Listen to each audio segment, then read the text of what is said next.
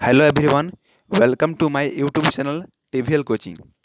जैसा कि आप जानते हैं, हम इसके पहले पॉलिटेक्निक पारा मेडिकल का बायोलॉजी से related chapter by chapter objective question आपके सामने ला रहे हैं। इसके पहले हम 2 वीडियो अपलोड कर चुके हैं यूट्यूब पे। यदि आपने नहीं देखा होगा तो मेरे प्ले लिस्ट में जा कर के आप देख सकते हैं। तो फर्स्ट वीडियो था कोशिका से रिलेटेड और सेकंड वीडियो था टिश्यू से रिलेटेड। तो कोशिका और ऊतक को हम बारी बारी से पूरा जितना भी कॉन्सेप्ट क्लियर होता है सब हम क्लियर करा चुके हैं। तो इस वीडियो में हम नेक्स्ट चैप्टर का अध्ययन करेंगे। ऐसे तो यह वीडियो 9th क्लास के बायोलॉजी से बना हुआ है, लेकिन यह वीडियो पॉलिटेक्निक पैरामेडिकल के लिए भी काफ़ी अनिवार्य है। तो देखते हैं फर्स्ट क्वेश्चन क्या पूछ रहा है। तो फर्स्ट क्वेश्चन स्क्रीन पर है। सवाल है, जीवों को किसने 5 जगतों में बांटा था। सवाल है, समस्त जीव को 5 भागों में 5 जगत में किसने बांटा था। तो आर हिटेकर नामक वैज्ञानिक ने जीवों को 5 वर्गों में बांटा था। और वर्गीकृत के बारे में जो अध्ययन किया जाता है वह वर्गीकरण में किया जाता है। और वर्गीकरण जिसको हम शॉर्ट में वर्गीकी भी कहते हैं। और वर्गीकी के जनक कैरोलस लिनियस जी थे। नेक्स्ट क्वेश्चन है, यूग्लिना को किस जगत में रखा जाता है।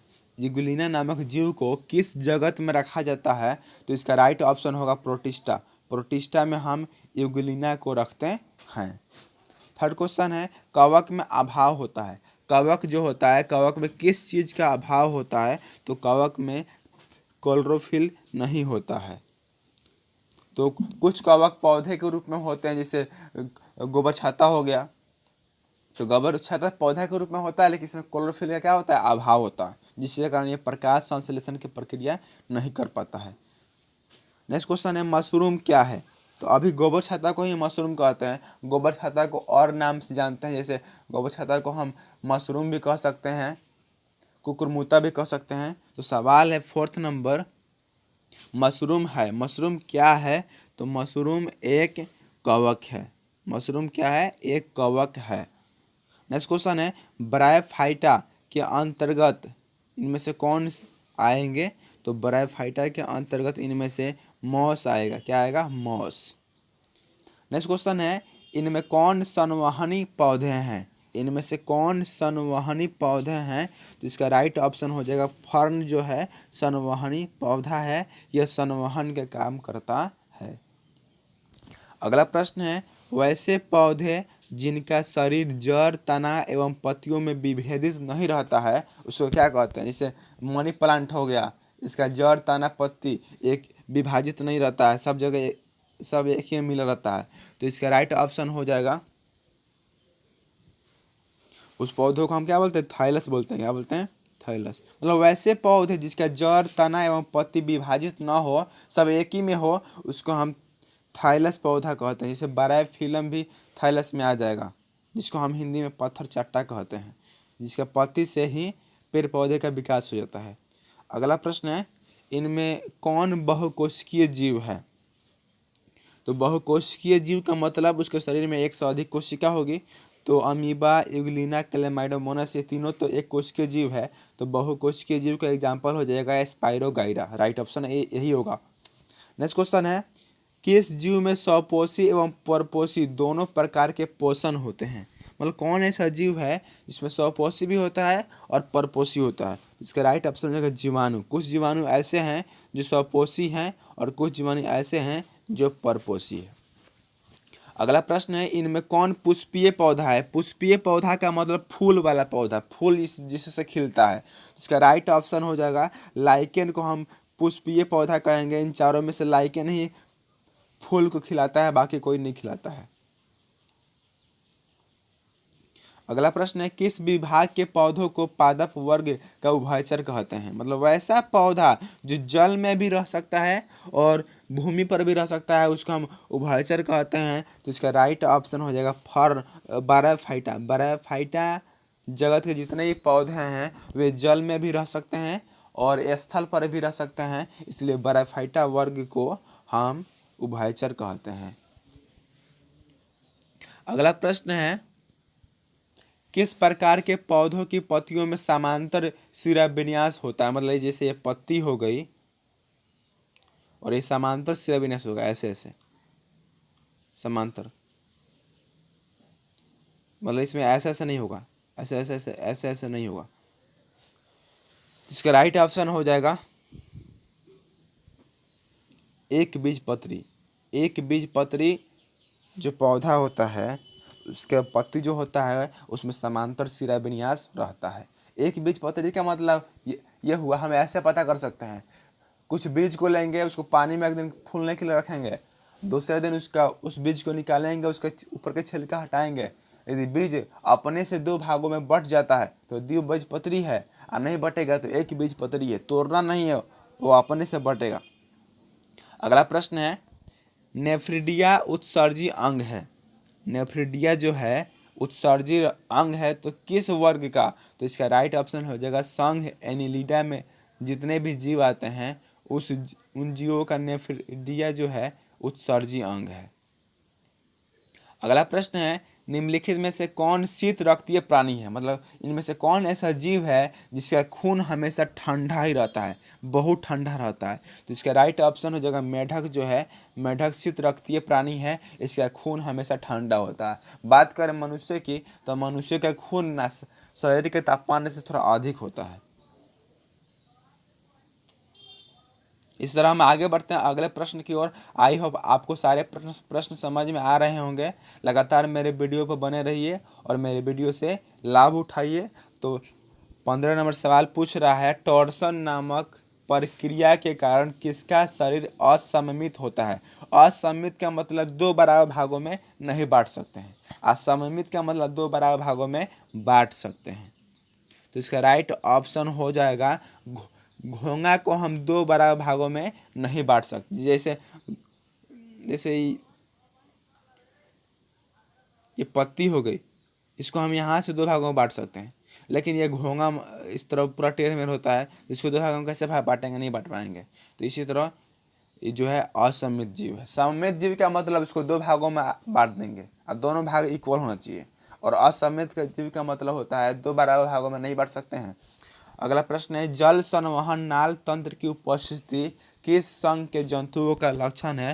तो इसका राइट ऑप्शन हो जाएगा इकाइनोडर्मिटा जो है, इसका राइट ऑप्शन हो जाएगा।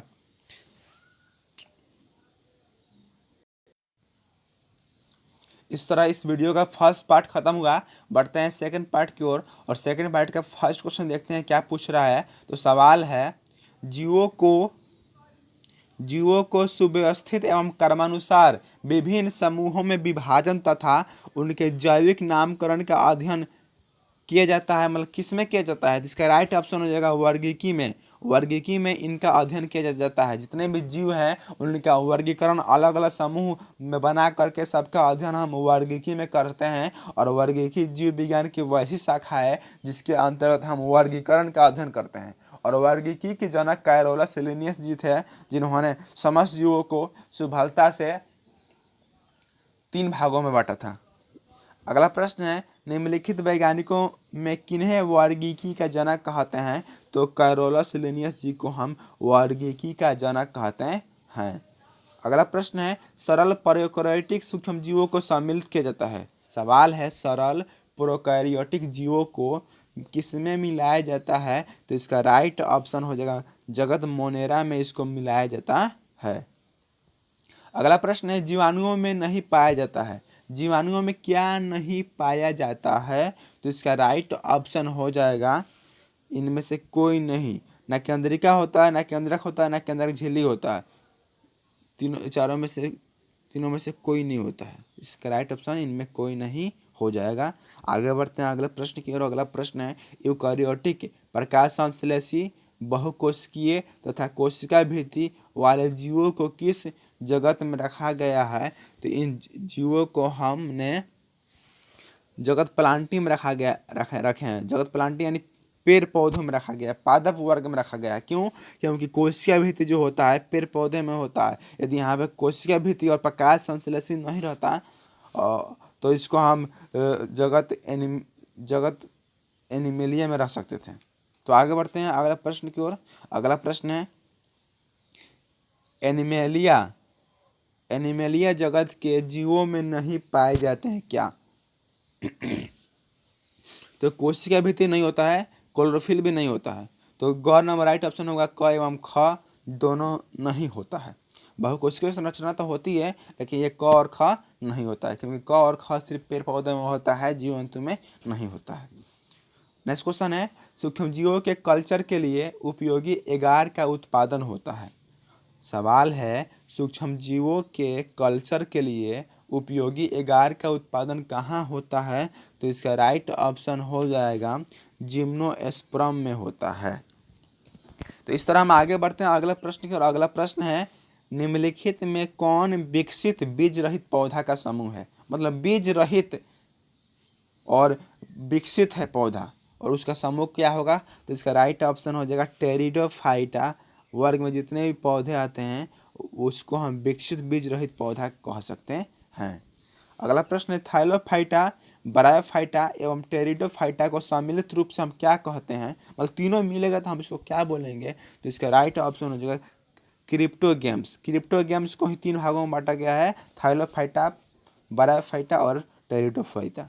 तो इस तरह हम आगे बढ़ते हैं अगले प्रश्न की ओर। अगला प्रश्न है, जनन प्रक्रिया के फलस्वरूप बीज की उत्पत्ति कहाँ होती है?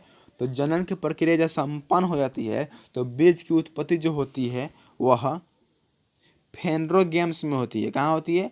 फेनरोगेम्स में।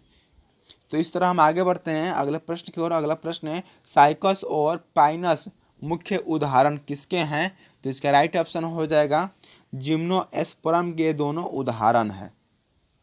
अगला प्रश्न है, यह पादप जगत का सबसे बड़ा समूह है। इनमें से कौन पादप जगत का सबसे बड़ा समूह है? तो राइट ऑप्शन हो जाएगा एंजियोस्पर्म जो है पादप जगत का सबसे बड़ा समूह है। इस तरह हम आगे बढ़ते हैं। अगला सवाल है, धान एवं गेहूं किस प्रकार के पौधे हैं? तो धान और गेहूं का ऊपर का छिलका जब हटाएंगे तो इसमें का जो दाना होगा 2 भागों में नहीं बटेगा, तो इसलिए ये दोनों क्या है? एक बीजपत्री है। अगला प्रश्न है, इनमें संवहन बंडल वलयाकार रूप में व्यवस्थित रहते हैं। इनमें से किसमें संवहन बंडल जो होते हैं वलयाकार रूप में होते हैं? संवहन बंडल में 2 ऊतक होता है, जाइलम ऊतक और फ्लोएम ऊतक।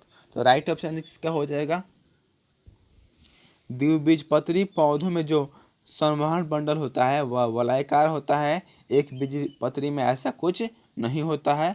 अगला प्रश्न है, द्विबीजपत्री पौधे का सामान्य उदाहरण कौन है? तो ईख में तो बीज नहीं होता है, आम और लीची में होता है, छिलका हटाएंगे 2 भागों में बढ़ जाएगा, तो राइट ऑप्शन घ होगा, ख एवं ग दोनों होगा। अगला प्रश्न है, जालिकावत सिरा विन्यास किस पौधों की पत्तियों में होता है? तो हम पहले पढ़ चुके थे, एक बीजपत्री वाले पौधों के पत्ती में जो सिरा विन्यास होता है वो समानांतर होता है, लेकिन यहाँ पे जालिका कह रहा है मतलब जालीनुमा। तो इसका राइट ऑप्शन क्या हो जाएगा? इसका राइट ऑप्शन हो जाएगा द्विबीजपत्री। याद रखना, एक बीजपत्री पौधों का जो बीज होता है उसमें सिरा विन्यास समांतर होता है, और द्विबीजपत्री पौधों में जो सिरा विन्यास होता है वो जालिका के रूप में होता है, जाली के रूप में होता है।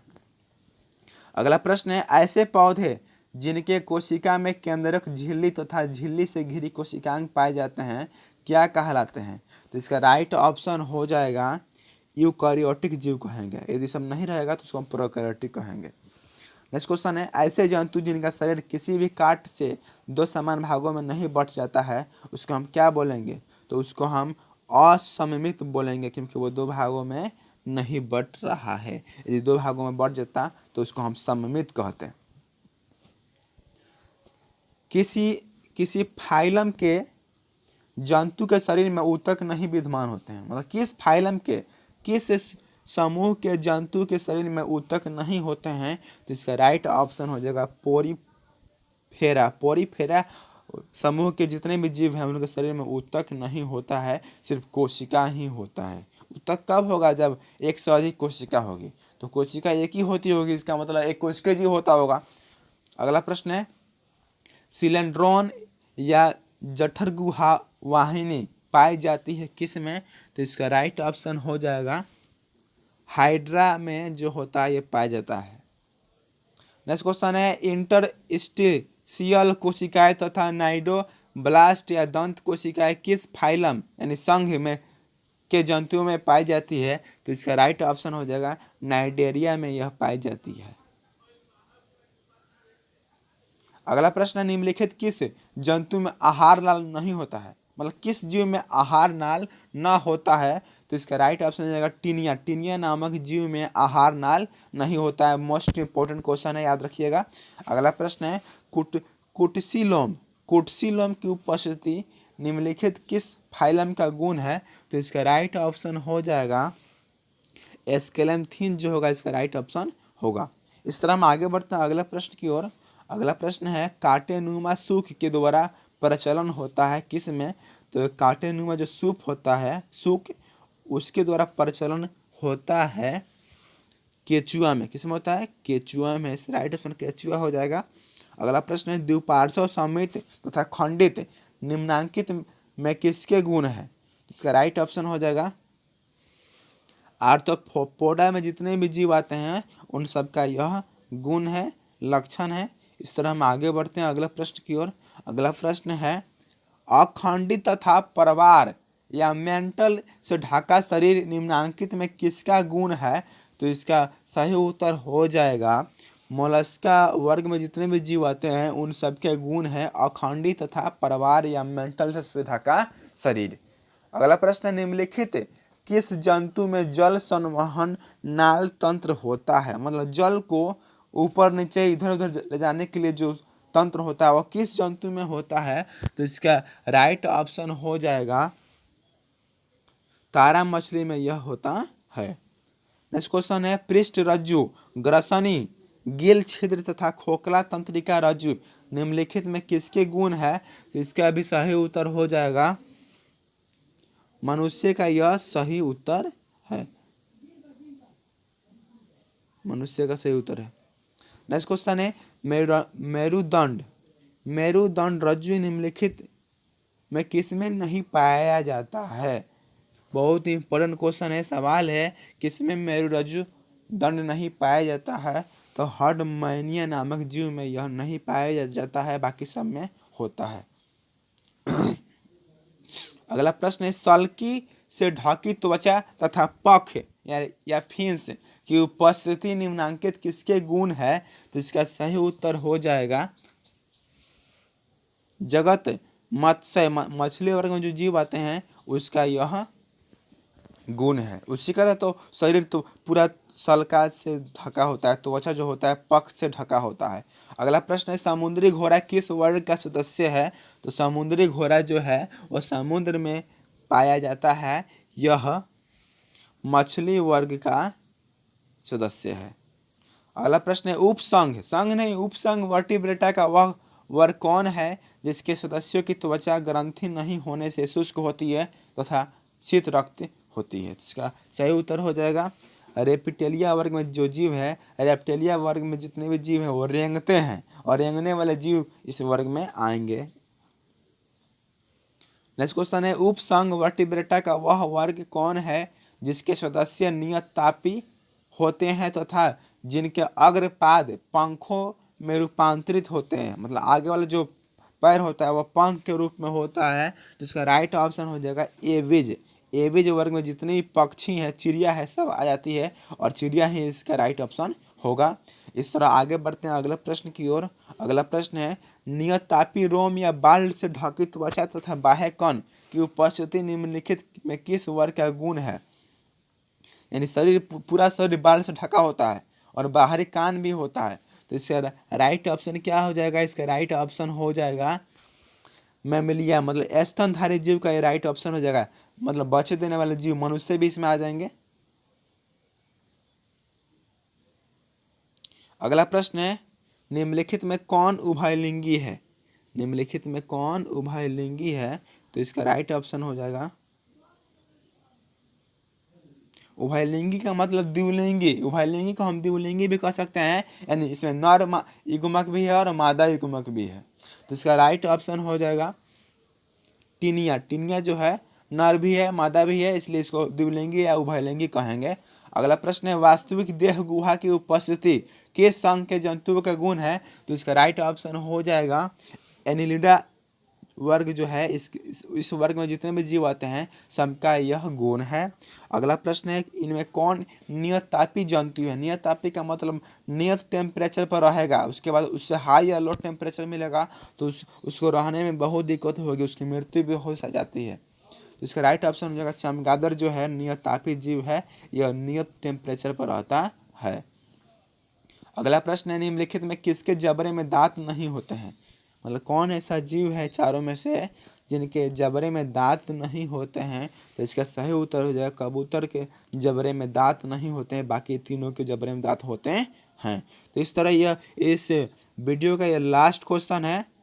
सवाल है बाह्य कर्ण की उपस्थिति किस वर्ग के जंतुओं का गुण है। तो इसका राइट ऑप्शन हो जाएगा मैमेलिया, मतलब बच्चे देने वाले जीव के बाहरी कान दिखते हैं और अंडे देने वाले जीव के बाहरी कान नहीं दिखते हैं। तो अंडे देने वाले जीव एवेज में जाएंगे और बच्चे देने वाले जीव मैमेलिया में आएंगे। इस तरह यह वीडियो ख़त्म हुआ। लगातार मेरे वीडियो पर बने रहिए और मेरे वीडियो से लाभ उठाइए। 9th क्लास का आगे वाला पाठ है स्वास्थ्य एवं रोग। यदि चाहते हैं इस पाठ का वीडियो देखने के लिए तो कमेंट सेक्शन में कुछ कहें। मिलते हैं नेक्स्ट वीडियो में, तब तक के लिए धन्यवाद। जय हिंद, जय भारत।